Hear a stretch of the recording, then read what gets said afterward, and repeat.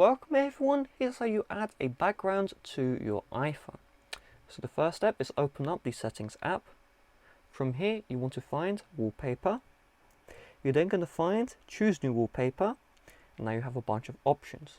So you can choose dynamic wallpaper. These are wallpapers which move, okay? You can only choose one set by Apple. If you tilt the phone, it will also move this background right here, and of course the background on its own will move as well. Then you have the option for still wallpaper. So these are regular wallpapers by Apple. Now here is the deal with these wallpapers that have this little line in between. When you have dark mode on, it will show the right hand side view. When you have light mode on, it will show the left hand side view. You do see here some pictures do not have the dark and light mode, like this. This is a rainbow. It is a rainbow one I'm talking about. And you have the black one right here. Okay, so not all wallpapers will dynamically switch.